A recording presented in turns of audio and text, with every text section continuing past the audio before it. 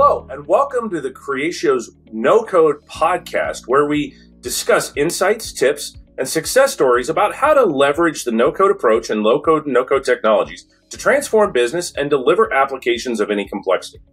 I'm your host, Jason Miller, Head of Revenue Operations and No-Code Evangelist here at Creatio. I am happy to be joined today by Philip Lakin. He is the co-founder and CEO of NoCodeOps. Philip, welcome. Great to be here. Thanks for having me. Now, Philip, we've had the opportunity to speak together so many times. We presented at the Creatio No Code Days in Florida just recently, and I wanted to get your take. How was that event? How did you enjoy that event? I loved it. And watching the growth of that event year over year has been phenomenal. The caliber of people and insights that Creatio brings to the table, and like what y'all are doing for evangelizing no code, especially in the enterprise, is just been amazing to watch and inspiring even for us as like a smaller, startup and brand kind of trying to do more no code evangelism in different size businesses. So yeah, it was amazing. That's awesome. And Philip, I know that as the CEO of NoCodeOps, you work with a lot of different no-code companies and you get to talk to a lot of different no-code practitioners. Talk to me a little bit about what NoCodeOps is doing as you're working with these different no-code technologies. For sure. So we started as a newsletter just because I found that there were a lot of folks when no code was really a huge, popular, buzzy word a few years back. There was a lot of talk around no code being used for building your own business or a side hustle or micro SaaS, and there just wasn't really a lot of like vendor agnostic talk around how to use no code in your operational, non-technical roles, or like sales ops, people ops, marketing ops, etc. So I just started a newsletter, and that newsletter grew pretty fast, even to my surprise. I was like, oh, wow, there's more people like me that care about this niche of a niche. And so then, we started a community, and then the community led us into really thinking about the software that we want to contribute to the ecosystem. So, which is now Operator, which comes out later this summer, which we're really excited about, which is the first automation management platform for people really focusing on Airtable and Zapier for now, but more platforms on both sides to come soon. And the way we think of ourselves in the market and the way that we work with a lot of the platforms is we're like, our major mission, right, is to increase the adoption of these tools in organizations so that individuals and their teams can be more empowered than they ever were before. And we think that when non-technical folks at mid to large size companies learn how to use these tools, it is a literal win for everybody. The customer gets a better experience. The tool, of course, gets a customer. The individual typically makes more money over time because they become the systems person on their team. And the team has a better internal tool, and they don't have to wait on the devs. And the devs don't have to work on internal tooling, which they typically don't want to do anyway.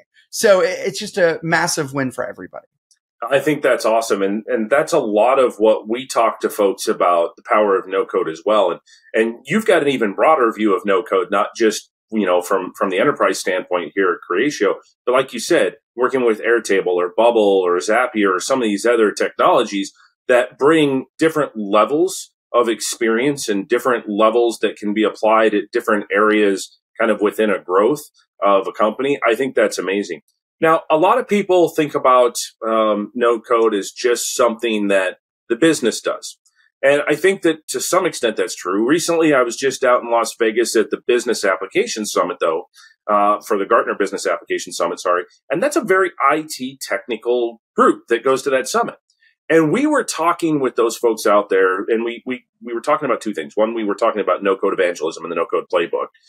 We gave away like 500 copies to IT leaders. Yeah, I see you got in the background there.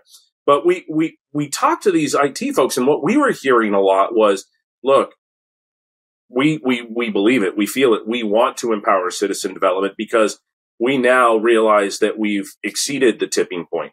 So not just when you're thinking about talking to these business folks, but also the IT folks, because I know that you talk to some of those folks as well.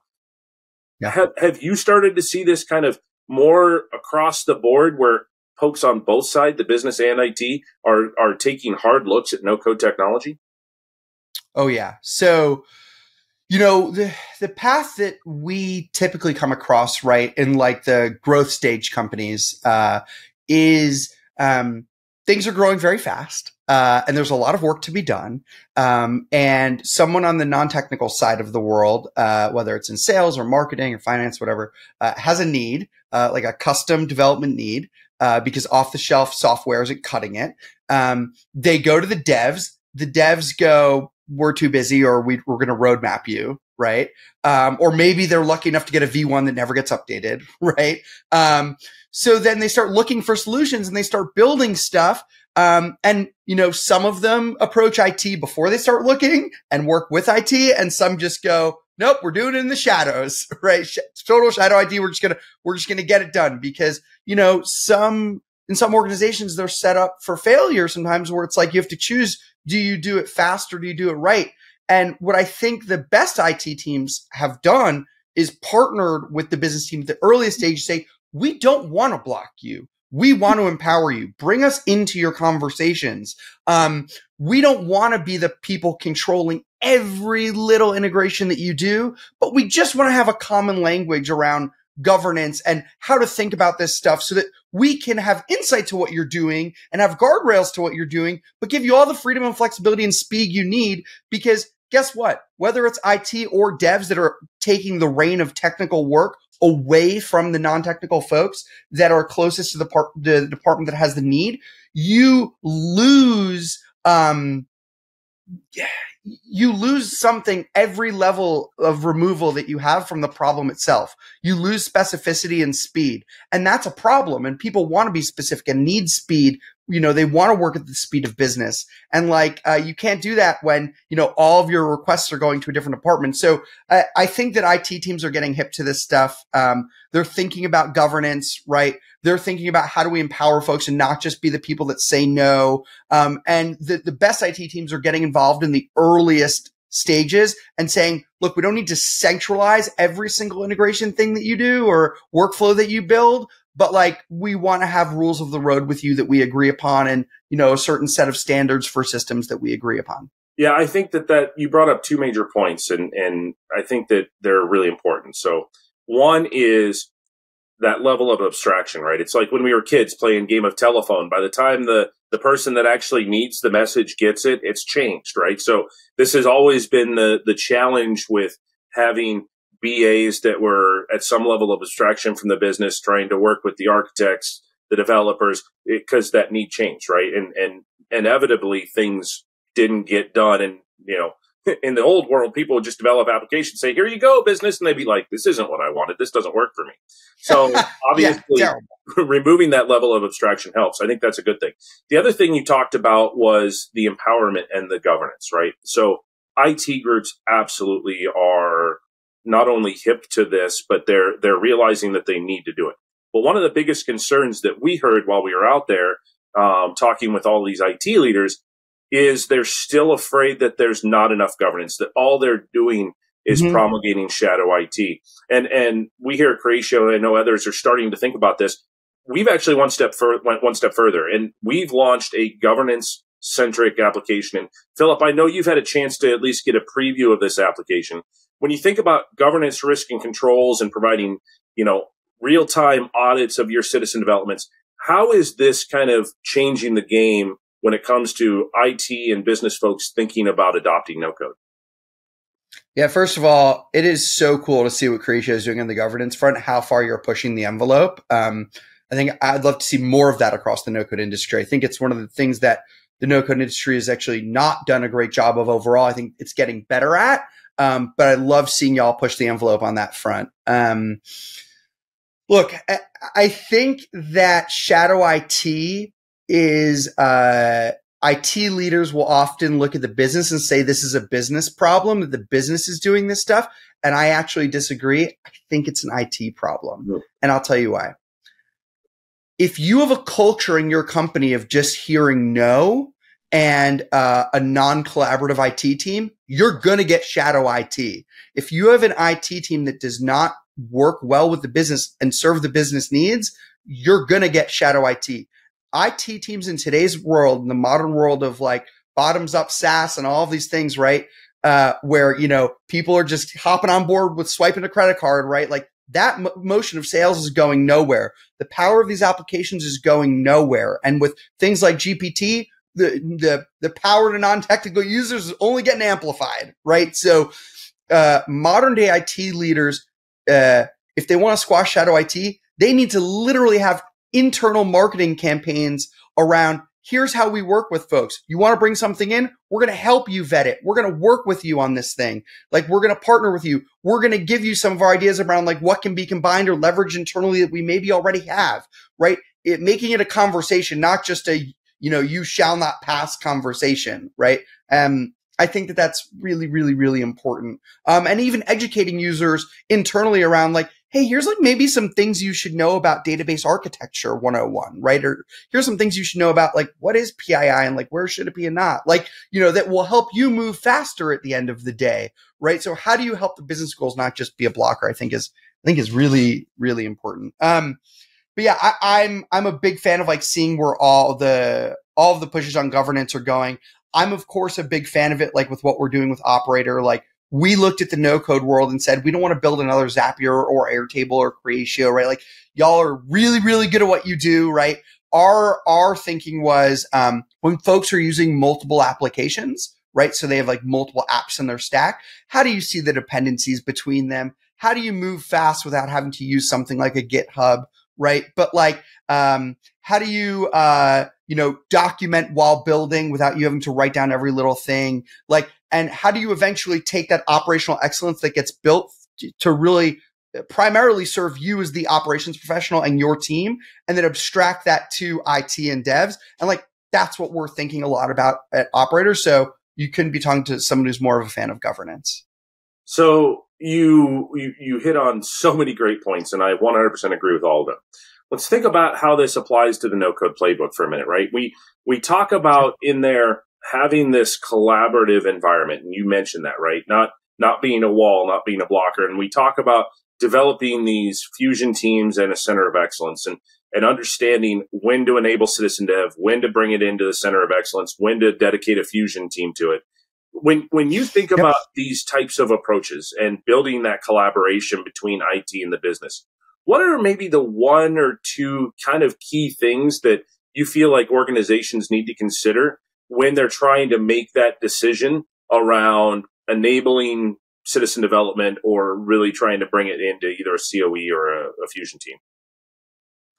Yeah, it's a really good question. And I think I've seen like some approaches here that are either like, we're not going to do it, or like, we're going to lean in super, super, super hard.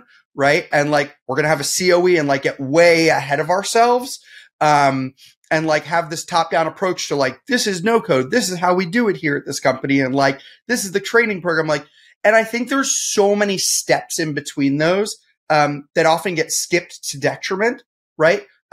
It's not about just like instantly doing it by the book and like having everybody take a course and like, you know, having the czar of your no code stuff that everyone's got to go through. Right. I think it gets to the point where you need something like that down the road if you keep investing in this area, but it's not the first step. Right. And I think that, matching the level of need to the level of commitment that you can realistically do with this stuff is really, really important. And you just don't need that much red tape at first.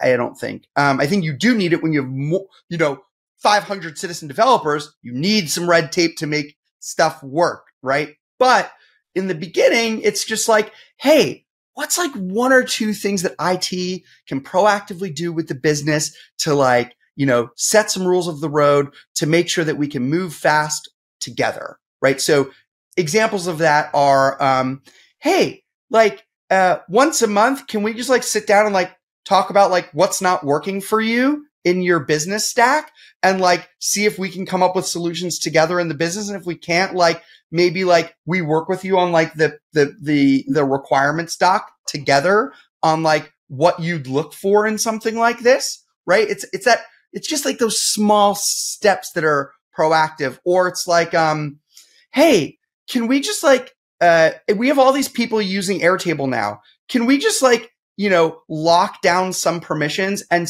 like have like an internal Airtable course or like a course that's, you know, maybe like, Aaron, who used to work at Airtable Sound Webflow, has a course called Automate All the Things. Can we just say you get editor permissions once you've taken this course, right? Just like small, simple steps. And eventually you get to the point where you need like a COE, but like, I think that's like a way further down the road thing. I 100% agree with you. It's funny. We talk about in the no-code playbook, we talk about kind of the different players, right? And there's new personas when you start thinking about no-code, whether it's no-code creators or system developers. You start thinking about having a no-code leader, a no-code architect. Now, these are drawing on similar skill sets that we've all used and been in these roles in the past, but it requires a little bit different thought process. So you talk about education. One of the things that we've done is we've actually launched a no-code creator course on Udemy, and we've got a no-code architect course that's coming out. Matter of fact, I'm getting ready to record the no-code leader course here pretty soon. So I think that having this education process embedded into what you do, I think is extremely important. I'm glad you mentioned that. We've got a few minutes left here, but one of the things that I want to talk about is a little bit more about NoCodeOps, because I think the service that NoCodeOps provides to the citizen development community at large is very valuable. Like you said, you started off as a newsletter, but I know that you've got your tool coming out, Operator. It's coming out a little bit later this summer. But more importantly, I want to talk about a bigger event that you guys are planning for early in 24. Talk to us about your no-code event that you're planning for early 24. Yeah, so ever since the beginning of the community, one of the biggest requests and most often requests we got from community members around the world is we want to have an in-person conference. We all want to hang out with each other. We want to have like a yearly summit because we have such an active online community. And so they want to hang out with each other. Look, we saw what was done in Paris at the No-Code Summit, which I plan to go to again this year, which is just, I highly recommend. It's a phenomenal event happening in October this year. And we're like, this is incredible. Like there is so much energy around this. And there's so many passionate people that want to just get together in person from around the world to talk about this. And our thinking was like, could we get together an event where the focus is operations, right? Where it's, we're not going to be talking about building your own business or side hustles or micro SaaS, right? Like there's plenty of avenues for that stuff and we're huge fans of it, right? But like, could we get the operators together, where you're focused on like going from sales into sales ops or marketing into marketing ops, right? Or learning, 301 level stuff, on things like Make and Airtable and N8N and Zapier, right? Like, that other operations professionals are doing. Could we, get together and celebrate internal use cases, right? So one thing that always bugged me was like, you always hear about in the news, like, oh, this founder did this, or, oh, this person had this exit with this, or they used Bubble to build this and they had this huge exit, or they did this huge funding round. Like, that's awesome. But we don't hear about is like, John got like a $250K budget a year approved for this tool. That's amazing, right? Or like this person saved his company 100 hours a month in sifting through PDFs by launching this workflow. Yep. Or this person's team's eNPS score raised by 6 because like they finally have a tool that they love to use. Like those are the types of internal wins that we wanted to publicly celebrate and not only do it online, but also like bring everyone together and do it in person. And of course, we think that Atlanta is the no-code capital of the world. So we'll be hosting it in Atlanta in spring of 24. That's awesome. So if somebody that's listening to this or watching this on YouTube wants to learn more about NoCodeOps, where do they need to go? Sure. So NoCodeOps.com is everything about us. Our conference, our community, the operator tool, our newsletter. It's all in one place, just NoCodeOps.com. And I'm pretty active on Twitter and LinkedIn, just at Philip Lakin with one L. Would love to connect with you, hear about any way that I can help you on your journey. Absolutely. Well, Philip, you mentioned a couple of things, and as we wrap here, obviously, I absolutely love evangelizing with you in this world of no code. I think that back at you, man.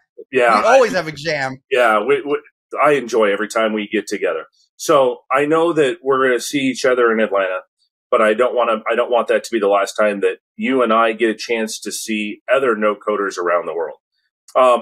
What I want to do now is I want to just quickly, we'll throw up on the screen for those of you that are watching on YouTube. This is a list of events that Creatio will be doing around the world. We're doing our No Code Days tour around the world. We already did Miami. We're going all over the world. Next stops, Jakarta. Out in the Asia Pacific, we'll be doing London, Tel Aviv, Warsaw, and many, many more. Stop by, check them out at creatio.com. Check out NoCodeOps.com. Philip, it has been an absolute pleasure, my friend. I am so glad that you were able to join us today. So good to jam. Thanks so much, y'all. I appreciate it. Now, for those of you who are listening online in your favorite podcast channel, thank you for joining us today. I really want to especially thank Philip for joining us and talking more about NoCodeOps. For those of you who want to learn more about the No-Code Playbook, you can download a free copy on the Creatio website, or you can go to Amazon and download a Kindle version. And again, for those of you listening on your podcast channel, please check us out on all the podcast platforms: Apple, Google, Spotify, SoundCloud, many more. And then for those of you who are watching on YouTube, make sure you click that like button, subscribe. Every time we post a new podcast, we'll make sure we get it out to you. Thank you again for joining us today. Have a wonderful day.